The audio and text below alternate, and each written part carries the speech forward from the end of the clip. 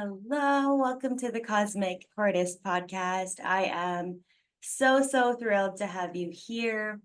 I think it'll be great to start with a little introduction. And would you mind sharing some of your favorite things in the world? Yeah, hi, I'm Lumalia. I'm a self-coined connection architect and beauty hunter, photographer, poet, writer, and somatic movement guide. I am here to just bring out the joy that is deep in our bodies. And often, those of us who've gone through challenging life stories get stuck in feeling like our lives have to become trauma focused. And as someone who's come out from the other side, realizing that we're actually made up of more creation than we are scores. And that's the magic I'm here to deliver the world is gathering all those resources and saying it's actually a beautiful and marvelous life. Something that's bringing me joy right now. I mean, honestly, the fall colors have been so absolutely astounding. I got to go drive through the mountains out here in the Pacific Northwest where I live in the States. And it's just so beautiful to see that like each season just has so much magic. I feel like once upon a time I used to get so like grumpy about like one season changing to the next. But now it's so beautiful. Just like have the sun setting earlier and the rain coming back and just slowing down a little bit and enjoying the harvest. So we got like this huge feast of apples from the farmers and it was so stunning. And I have like lavender from my garden and get to just bring everything inside with you that was outside and just get it cozy up. I bet that lavender smells so good right now. It really does. I wish I could send some to you. Yes, I feel like I'm virtually smelling it, but I think that's so cool actually, thinking about it now. The way the colors on the outside reflect the colors on the inside. And, I like to see the world through the lens of astrology. And so I'm just thinking about how we're currently in Libra season and we're in fall. And in the next 3 months, we're going to be in Capricorn season and it's going to be December and it's going to be time to completely like go inside and go inside our bodies as well and go inside Mhm. our minds and just look at what's there and take stock. And it's the beginning of that. But I love that before it becomes winter and everything kind of becomes black and white, just in terms of like snow and darkness, it's orange and yellow. And Mhm. these are the colors that relate to joy, that relate to fun. And I have actually never thought of it that way because I'm thinking like we think of summer as the season where it's fun and we get to play and we get to go outside and we get to enjoy. But actually, maybe that's why fall's colors are fall's colors, so that before we get that inner rest time, that inner darkness, we get to like see the polarity before we go Mhm. into the dark. Right. Yeah. That vibrancy. um, okay, so I would love to first know your journey and how you got to where you are today and how you started using all the tools that you have started using. But before that, I would love to know your sun, moon, and rising. Yeah. So I'm an Aries sun, Aquarian moon, and Aries rising. I love But that. I love that energy. I love Aquarius energy because I'm a Leo. And so the way Aquarius and Leo play just lights my heart on fire. And actually, before learning about your journey, would you like to read us a poem? I know you're a poet, and I know you just released a yeah. book not that long ago, I think January. I brought the book. Yay! I love The that book. title, by the way. Yeah, thank you. Let's see. I was gonna read something from my next book, but I really want to read something from her. Living upside down. Um, let me find it. It's called Harvesting Stars. Hmm. To describe the power of the weakest point she'll ever be is like trying to harvest stars in your living room chandelier. It's absolutely absurd.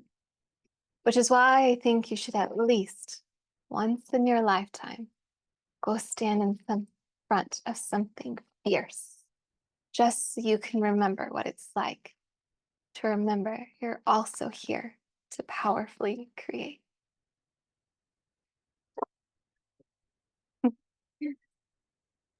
I love that. Oh my gosh, harvesting stars from your living room chandelier. Wow. Just like the thought of that. I love how you dropped that bomb and it was a short poem, but it was like such a catchy short poem. Yeah, I love it. Yeah. So good. Thank you for sharing that. I think that is a great point now for you to share a little bit or a lot about your journey and how you've gotten to where you are today with the work that you do. Yeah. So once upon a time, I was a mountain wedding photographer out in Colorado and living what I thought was like my dream life. I was rock climbing, snowboarding, had gotten a house, had a baby, like just did the whole thing that I thought I needed to do in life. And I loved photography. But then I started to get really sick and I lost mobility in both my wrists. I at one point was like covered in full body rashes. I had to close my business because I couldn't stand, I couldn't take care of myself. I couldn't take care of my daughter that was 2 years old at the time. And I had to go inward. I had to go like, wow, why did my life completely, flip upside down? It's the name of my book. And really what I uncovered there was that my body was storing so much information that I believe that none of my other ancestors or family had the opportunity or the luxury to go in and heal. And these illnesses were my initiation to say, no, you get to be the one that's healing this, and you get to be the one that confronts this and choose differently. And I wouldn't say at the time I was in a cycle where I was extremely toxic or repeating the extreme abuse that I'd experienced as a child. Um, and I thought my life was pretty normal, like average American life growing up in the West in the desert. And I, but it wasn't until I got into slowing down, I got into yoga because I was a very active person my whole life. And yoga was the one thing I could still do with my body. And so I ended up doing yoga teacher training, like even though I was in a wheelchair during my teacher training, people helping me get from, one workshop to the other. And I was able to still do these really powerful things, but I couldn't stand upright for long periods of time. I got diagnosed with something called dysautonomia or POTS. And it's just where the whole autonomic nervous system just goes in disarray. It's just like your whole nervous system is just like, peace, we're done. And um, so I would just like be standing for long periods at any period of time and just suddenly get a height rate. And then my blood pressure would plummet and then I'd pass out basically. So that way blood flow stays in your heart so you stay alive. And so just like had these really extreme experiences. But through slowing down, through building safety and practicing yoga and becoming a teacher and doing meditation work, um, I discovered that my body was holding a lot of stories that I didn't realize had happened in my life. I uncovered um, abuse in my childhood that I didn't know I had experienced, and it was scary to go into that and be like, oh my God, that was there. And I always like to add the caveat, like when people who've never really gone in to do body work, it may not happen to everyone where you're like, I'm so afraid to go in because I hear everyone's like, I discovered these really scary things. And that's not true for everyone. And so it was a beautiful thing to go in and discover these things that my body had been holding for me that my mind had literally blocked out. So I dove into yoga, and then as I was just like in the heat of dealing with all the trauma and PTSD symptoms and feeling stuck in this chronic illness loop and trying everything.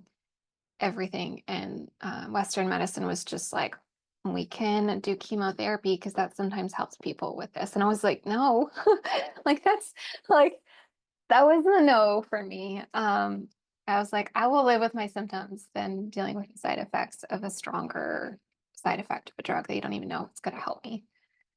Um, and so, yeah, I tried everything under the sun and ultimately came down to this deep inner knowing in my body that knew that energetically there was something going on that not only had I like grown this awareness of what I'd experienced, but there was some wisdom in my body that I was holding. And it wasn't until I met like I just got thrown in. The universe just like delivered me a handful of teachers, and just I had restarted my photography business with a partner, and she basically did all the work for me, and I just did the back end stuff I could do on the computer, and I that it could do built up a little bit of a tolerance to go photograph for a couple of hours. So I'd have assistants with me just in case anything happened. And I was able to slowly build things back up. And it's through that I met one of my beloved coaches, Dr. Chelsea Page, who just like sparked an aliveness in me after being sick for half a decade and feeling like my life just got completely demolished. And I didn't really know, like what I knew I wanted some different life, but I didn't know how to get there. I didn't know how to get out of my body being in this state of reactivity to wanting to be an impact in the world and work with people and be a part of spreading joy in the world. That's always been my MO, like even as a photographer, wanting to just help people celebrate. And so I met her and she just like sparked something in me. As she was doing branding photography work with my associate photographer. And she started describing her ideal client, and I was like, oh, that's me. And I dove into her programs. And then at the time, a photographer I dearly loved, I'd followed for years, he also started this other program. And I was like, okay, this is perfect. And so I was just like in this huge vortex with people that had stepped into these wild, beautiful lives. And I was like, I want what they have, so I'm going to follow what they're doing. And I learned about somatic work and deeper levels of the intuitive bodies and the messages of the bodies. And then it was just diving in my own personal studies too on somatics and neuroscience and psychology that I really came to find the deep-seated truths that it's like not only does the body hold trauma, it's actually made up of more percentage of creation than it is of passed down stuff and things that we've experienced in this life. And when I discovered that, everything changed. I was like, wait, I can actually make whatever I want happen in my life. And what I'm in right now is just a replication of programmings I picked up because it helped me get my needs met or was handed down to me. And it was just like mind blowing to me that I didn't have to stay in this life that was just super sucked. Like I was trying to live out a life purpose, but I couldn't go do the things I wanted to do. I couldn't take care and be with my daughter how I really wanted to do. Was also in a codependent trauma bonding relationship that wasn't helping my life. And it wasn't until I took these big steps to really invest in myself and believe that I could have a different life did things start to radically shift. And I ended up getting divorced, and it was super easy.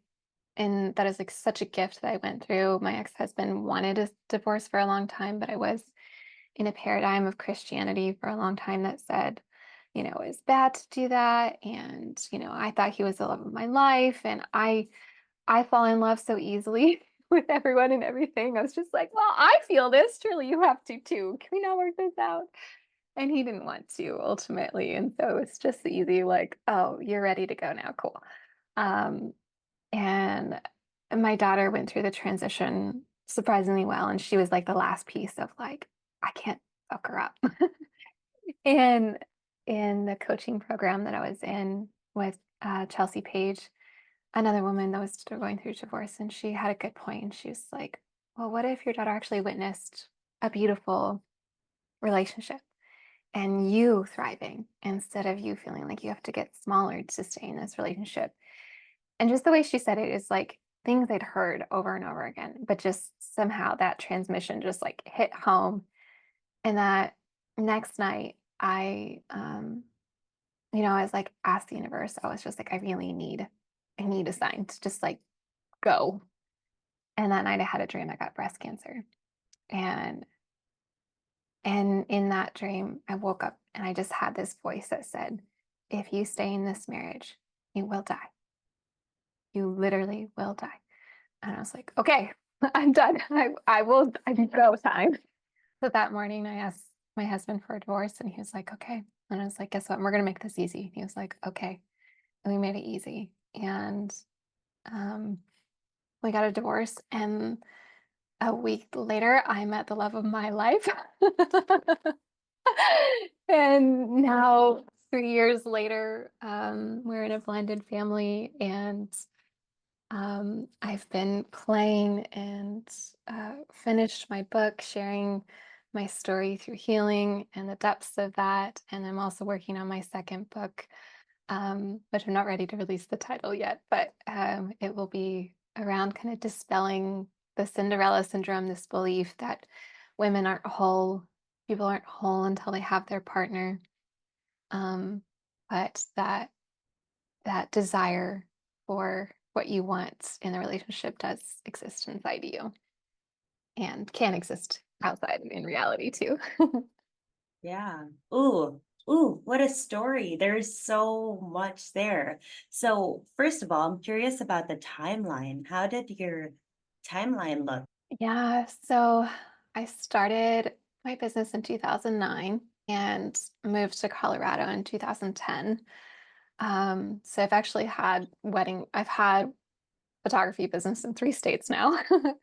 um, so yeah, 2010 until 2020. Yeah, 2020, I was in Colorado. Yoga teacher training was when I was really sick in 2017. And so that was the beginning just of a subtle invitation into Mm. exploring my body. It is funny because I grew up dancing, and every time I had to do yoga, I hated it. I was like, oh my God, this is so slow. Where's the music? When are we gonna move? And um, but then I couldn't move. And so then it ended up being really peaceful, and I ended up finding this center in me that I didn't know existed, and this magic and this imagination that I never like slow down enough to tap into. And then the deep dive of the somatic work didn't come until 21 that I deep dive into the somatic work with gesture rocks in a modality called Kindred. Um, yeah. Got you. Okay, so that is so interesting. And I love knowing the signs of everybody that I have on this podcast, just because it's my language. It's what makes sense to me. So, as you said that you were a double Aquarius and an Aries, and I see the work that you're doing with women and by the ocean and just everything that you share on your Instagram. I'm like, wait, but there's got to be some water there. But I know now of the water. Would you share with us your water? Yeah. My North Node is in Pisces. So yeah, I have an Aquarian moon and then Aries rising. So actually I was stellium in Aries and Capricorn, Ooh. which explains the girl boss. Yes, exactly. Which explains like liking to do all these things and wanting to do all these things. And also, um, I wrote down like Aquarius lives lots of information. It's also where programs lives. It's also where your nervous system lives. So it makes sense that you were doing all these things that felt, maybe not felt, but that you thought that you wanted to do and you thought that this was the way to go. And then all of a sudden your body's like, but wait, there is actually more for you. And Mhm. I think that's the coolest part about this Aquarius energy, which is like it gives you this visionary thinking, this visionary idea, being like, you got to do this. And if you don't do this, life is going to look exponentially different. And you literally got that dream. I mean, you asked for the dream and you got the dream. And it was like, nope, I'm up and I'm out. And I love how you said that you made it very simple with divorce, because a lot of times we hear divorce stories that are just so Mm, complicated and so drawn out, and that can just never happen. So that's such a beautiful, piece of insight for anyone listening that's going through something similar, that it is possible to have a um, clean, quick divorce. yeah. I guess as clean as possible rather than it being like so complicated. And also so courageous that you went to yoga teacher training in a wheelchair, and you were just like, I have to do it. I think at a certain point, that point comes in all of our lives where it Mhm. may not look exactly like that, Mhm. but it always looks different for everybody. But we know that that point is the point that's like, no, there is more, there is deeper. I'm going to go find out what the deeper is, because that is how I'm not only going to help myself, but in helping myself, I'm going to help the world. I'm going to help more people. Because when we Mhm. discover the kind of change that it does in our own lives, then we're like, wait, everyone needs to know about this too. Mhm. So that is amazing and very, very inspirational, and makes me want to ask, so how do you think we understand and classify when we're doing something and we think that it's what we want to do and we think that we're living out our dream, but actually our body is showing us otherwise? What then? Because like I feel like it's such a trip, right? Because it's a disconnect, because in our mind it's like, Mhm. this is my dream, I want to be doing this, I am Mhm. in this place in my life right now, yet your body's like, no, but this is not my dream. And then how do you like listen to the or classify the different voices being like, wait, but that was my mind saying that that's my dream, because probably of the conditioning, because of everything I've been taught, because of everything I've gone Mhm. through, versus the body being like, but I don't feel held and seen and safe. Mhm. Yeah. I think part of being a wedding photographer was fulfilling my life's path for sure, but I was very much stuck. It really fulfilled a role of wanting to be deeply cherished and witnessed and loved. And I wasn't experiencing that in my marriage. And so I feel like to fulfill that need, I had to go witness it. And the moment I received that in my current relationship and in my own self love journey, specifically even before then, I realized my love of doing weddings and even managing a business that did weddings was just not fulfilling anymore. I didn't need that dream anymore. And so I think it's not necessarily that there's a right or wrong dream. I think it's more of like, what is this dream trying to fulfill in you? And is it something you can just go give yourself?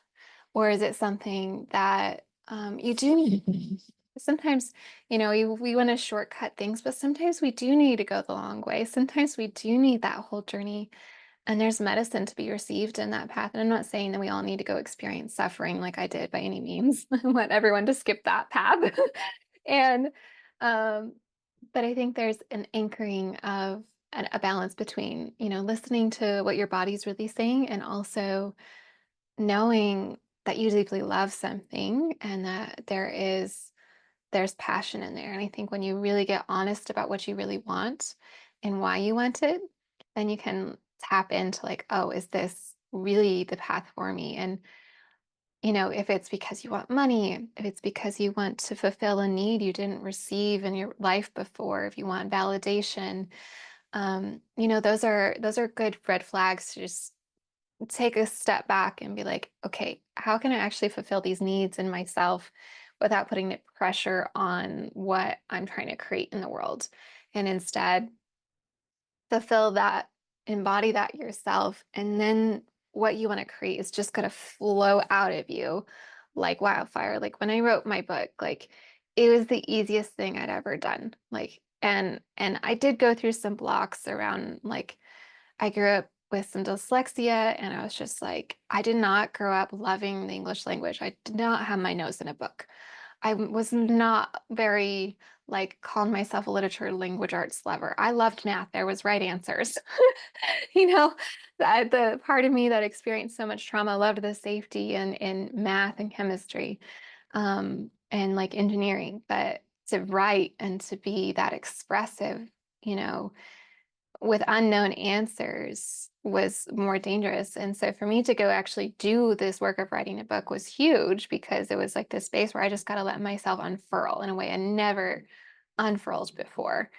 And but it just flew out of me. Like and my honest the most work I did on the book was what I call making it human and taking just my soul's ramblings and put it into a way that could be received by others. And so I think that is a lot of what the creative process is and what is art is letting your soul speak. And then if there's, if you're using language, like in writing, then how can you make it um, so that way others can receive it too, or present it or package it in a way without changing the art and the heart behind it. Um, yeah. So, on the topic of your book, did you write it all with the intention of writing a book, or did you start writing poems and then at one point you're like, okay, this is a bunch of poems, I want to turn it into a book? Yeah, so it's actually mostly prose. So it's those short stories. There's Mhm. actually only a handful of poems in there. So I actually started writing it working with Josh Rocks, and he gave me, we're doing like business coaching for a while, along with the somatic training. And he gave me an assignment to write down as if I was speaking from a 6-year-old version of myself. And I started to write it down. It was a really beautiful, powerful assignment. And I wrote it down. It was so healing and so profound. And I read it back to him and he was just like, "Oh my God, like that's incredible. And are you are you gonna write?" Like, and it was just kind of like he gave me this permission slip to go write a book. And I had wanted to do that. I had been writing poetry. I had been like literally writing my current husband into existence. Like I was writing myself like, smut poetry and just like all these sexy poems and journaling a lot and processing a lot, just writing. And it was like until I got that permission slip, oh, you could go write a book if you want. And so then I just started going and I just wrote and wrote and wrote. And I had like, I want to say 250 pieces, Wow. like, and I would say maybe only like fifty of them were poems. The rest were just stories and stream of consciousness. And I like, then most of the work was filtering out. Okay, like that was for me. That was for me. That was for me. Oh, this is good. That was for me. That was for me. This is good. Yeah. And Yeah. that tossing out. Yeah, that's where I am right now, going through the first printout of my book and being like, no, this is not for everyone else. This one is just for me. And then being like, oh, people will get something from this, but no, no, not this. It's Hmm. such a humbling process to witness ourselves, I think, in that way and be like, it's okay for this to be just for me. I created it, so it's totally fine for it to be just for me. But also, it's okay for me to share this part of my life with other people because it might help them, but also will help them see me in a different way. But wow, that is amazing. And also, I absolutely love your sexy poems. They're amazing. If you aren't following Lumalia yet, go check her out on Instagram. Celebrate again. Yeah, I love it when you read your poems. They're incredible. Okay, Thank so you. I want to go into um somatics. And I am curious to know how you define somatics. Something that I really love to do is redefine words for Hmm. myself without looking at a dictionary and without looking at what everyone else has said about it, because I feel like we have too many people operating based on dictionary words, and we all kind of Hmm. need to create our own dictionary. So I'm curious to know what your definition of somatics is. Yeah, I'd say it's just mostly following the sensations of the body. We live in a world, it feels, where we value knowledge the most as like the peak of existence is to gain so much information, but yet we're all feeling this existential threat with AI of like, oh my God, we made a machine that could be smarter than us.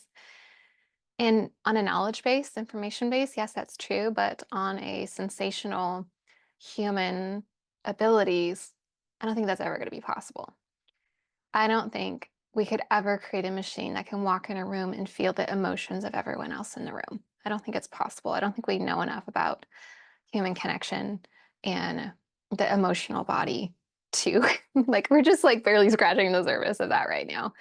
So somatics for me is really just about listening to the sensations in the body and what that might mean for different people. So some people, like when they get into a somatic experience, some people experience colors and visions, and some experience full-on storylines, and some people just experience like warm feelings or buzzing or tingling, and some experience all of them. And I always like to encourage people that to not judge the beginning of their experience, just like when you begin anything, a new exploration. Um, the work I do is a somatic movement meditation. And so we are pairing the practices of meditation, which we know the more you practice meditation, the stronger the experience becomes. And that's the same when you add the somatic work to it. The more you practice it, the more awareness you get and like more juicy the experiences get. I'm curious to know though, do you think there is a difference between somatics and embodiment, or do you think they're the same thing? Because I studied embodiment coaching. So I Mhm. understand this whole somatic world through the lens of embodiment. Yet I feel like it's the same thing, but I'm curious about your thoughts. What do you think?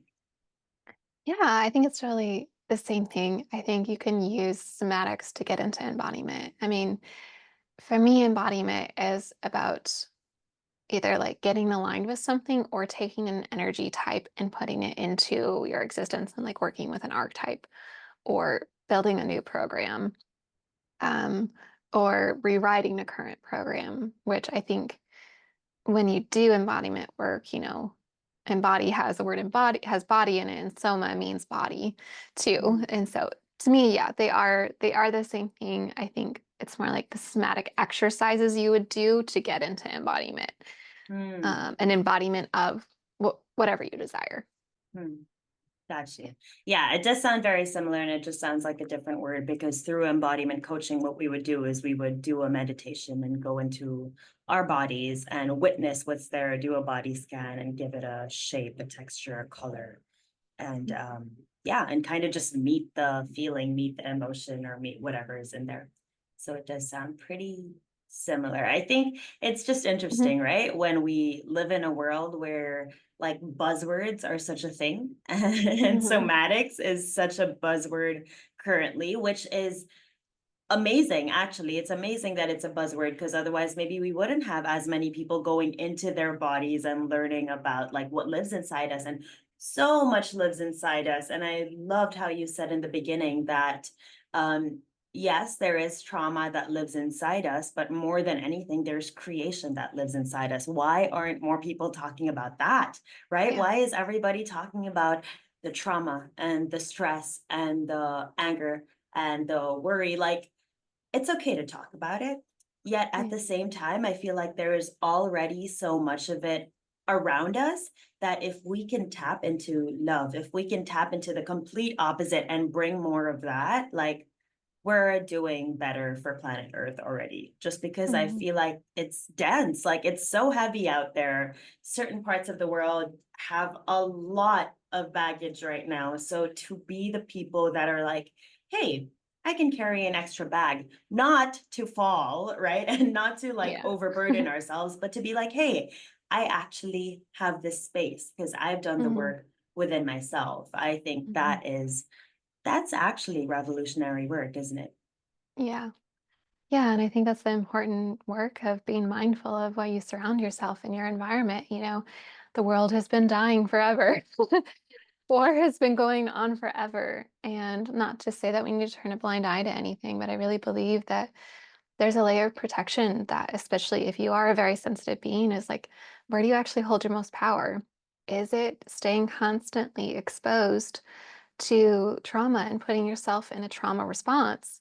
Or is it putting yourself in a little bit of a gentle bubble that says, hey, I got to be really strong here. So that way I know my biggest impact is to send money to those places. My biggest impact is not to go there. I don't know what the fuck I'm doing. Like, I don't know how to support people in these crises, but I can fund very very good um, groups that can go take care of things. And I was reading a book.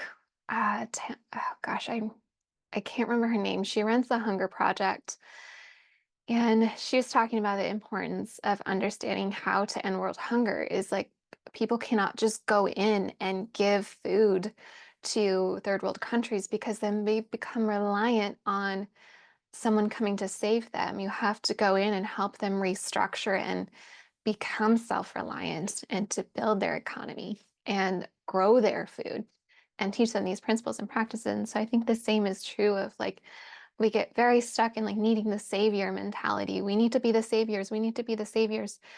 And it's like, no, actually, you need to be the leader.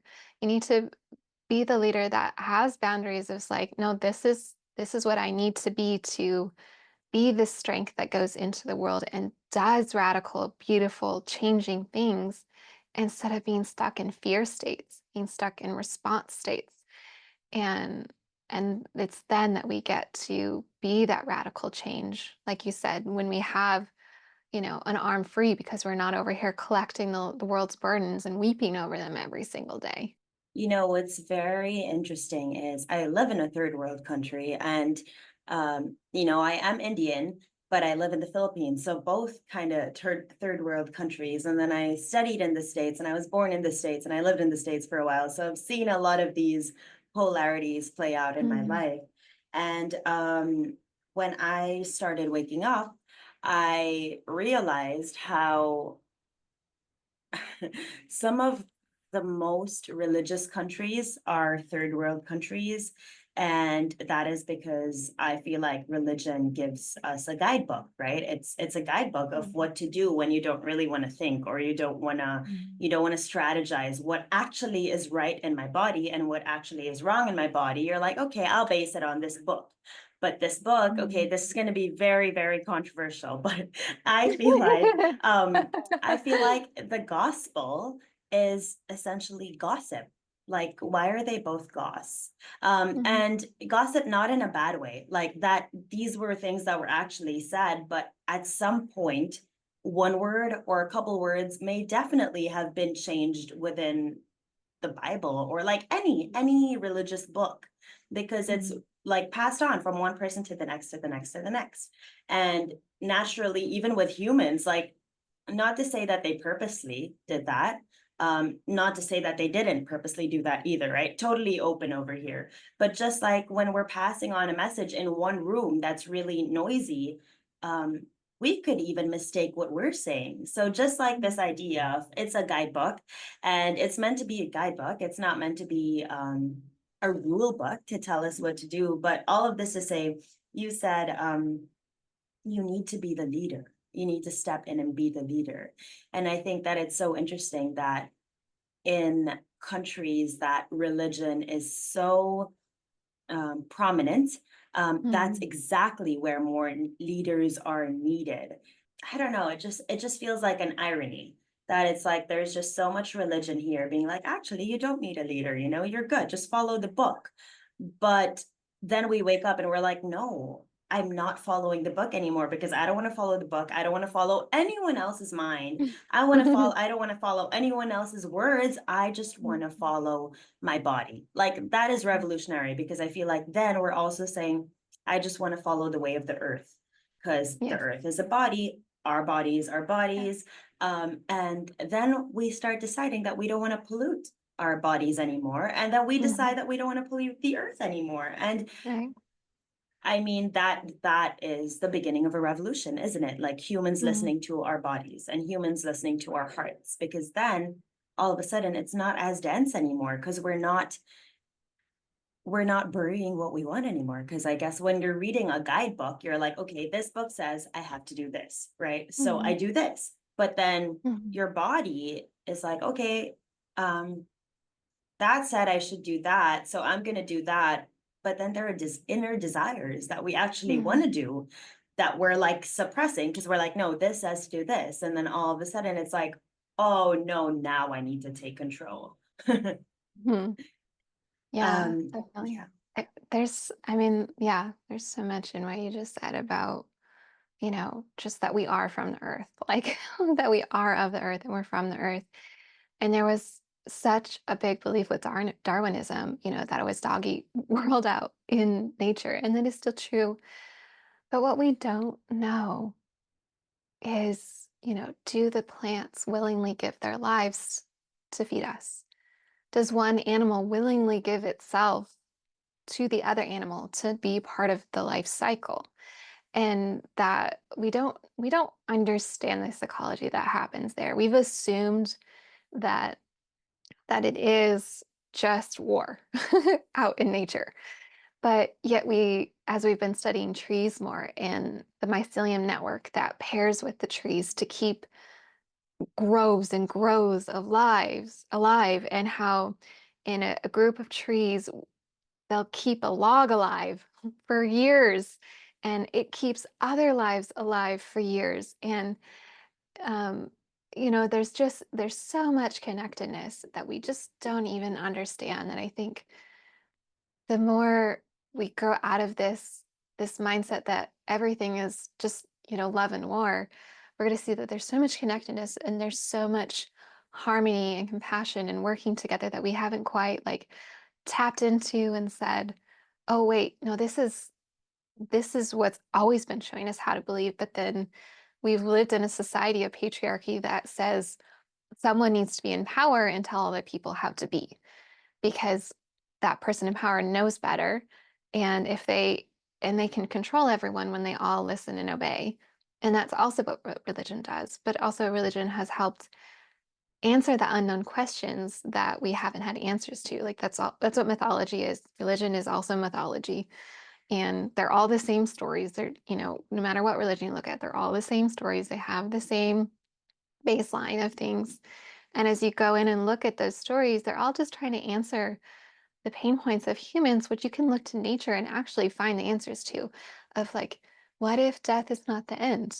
What if we are part of this beautiful life cycle? What if at one point you've been a dewdrop on a tree? What if you've been a little ant before? How would you treat all of those things differently if you knew at one point you would embody one of those? And like that has mindset has just been game changing for me to like really tap into that level of harmony. Yeah, that reminds me of like how we see so many trees that, or like I've seen so many trees where one leaf is dead, one flower is dead on the tree, but then a new bud is blooming on the same tree, and there are brown leaves, but there are also green leaves. And within this one tree, it's holding all the different life stages. And Mm, if that doesn't show us that it's just a cycle that's continuously changing, I don't really know what will. But I love how you said, yes, every religion has essentially the same baseline stories, and it is mythology. And we can see the same thing when we look at nature. Like, all we need to do is look and be. And can we also talk about how underrated putting our feet on the earth is? And just like plugging in and having this exchange of like ions, and like mhm, just feeling like we're not.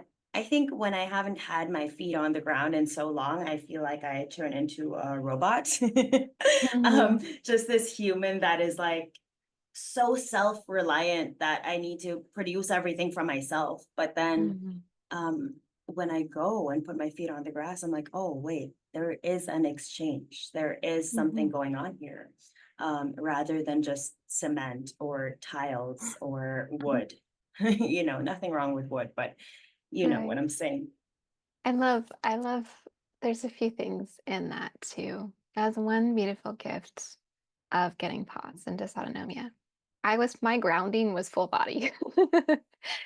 And I've really fallen in love now with just like full body grounding of just like I'm now the person. I'm like, I don't want to just stick my feet in the soil. I want to lay my whole body on the earth and feel that. And I love that, especially as a yoga teacher. We always end in Shavasana and in a longer practice. And it's just letting every ounce of you really feel supported and held by the earth. And even as we sometimes we criticize not grounding into something living, But even in the wood, the story of the wood that's been there and the life cycle it went through, and now it's in our homes.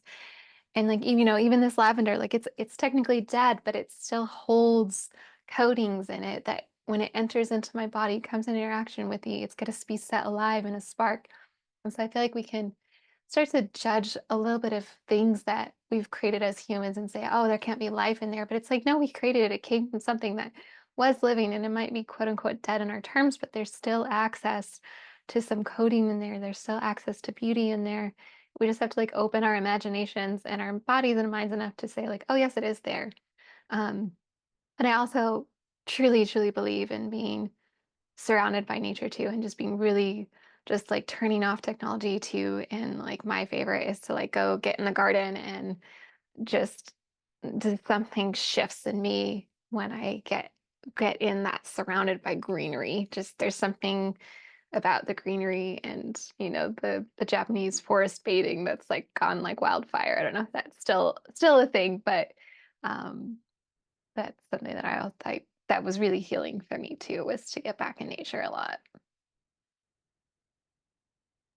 Absolutely. I love what you said about the wood as well and about paper, like our journals, like how, where did they come from, you know? And I think what really shifts it all is this attitude of gratitude and being like, well, thank you, God, that I have a paper to write on. And then as we're like, thank you, I think that starts the ball rolling, being like, okay, wait, but I wonder where this paper came from, like where was the tree that they used to get this paper, and how many hands have been on this paper before my hands Mhm. are on this paper, and how much had to happen in the world for me to be able to get this pen, to put it down on paper, and to be able to write on this paper that's from a different country, probably from a different species, and this is from a different species. And then everything just becomes like, oh my God, we are living in an incredible world where we can literally do anything and everything. And the only people that are limiting us are ourselves, because we are not seeing our potential and our capability.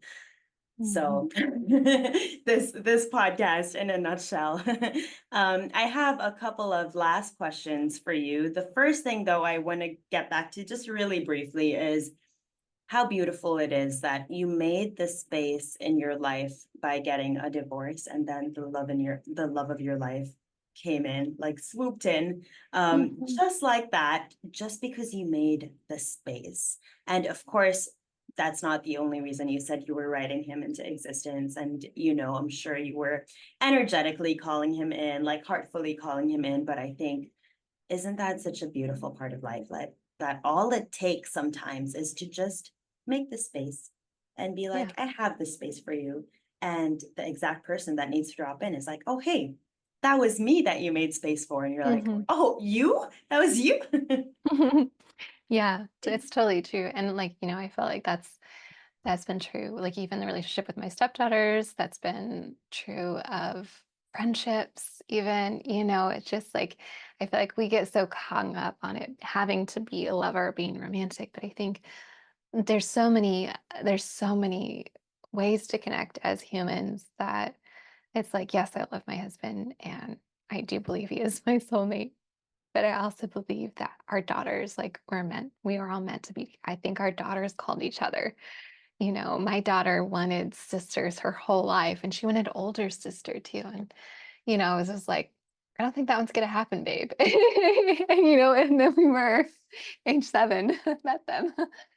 And, so it's like just those hearts desire, our hearts, like our body knows those desires, those pure, pure desires.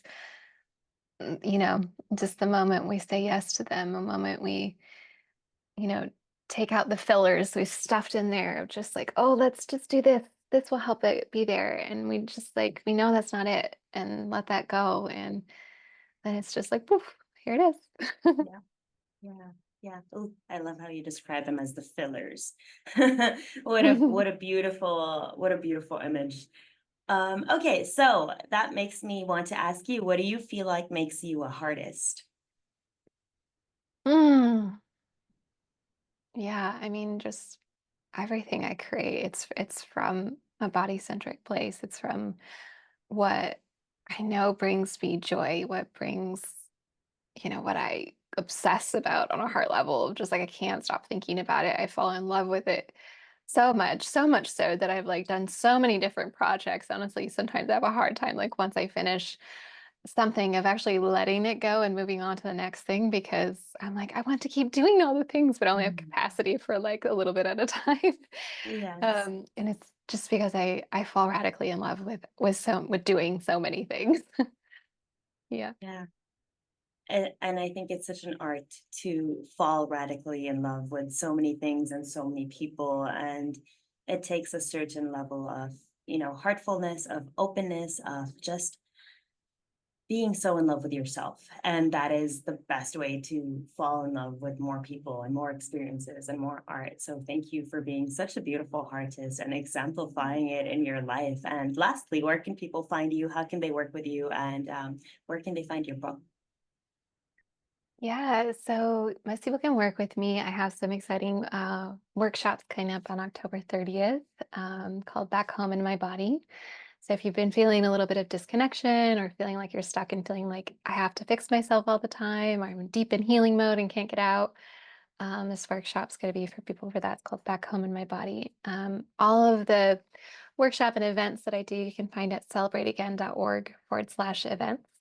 And that's a great way to see all the stuff I'm up to. You can find my book on the website too. It'll be up there as a banner. You won't miss it. And then you can find me on Instagram at Celebrate Again. Amazing. Perfect. Thank you so much for everything that you've shared. And thank you for being here. And thank you for sharing your story. I am like honoring you in the journey that you've gone through. I can imagine and empathize with how it definitely wasn't easy.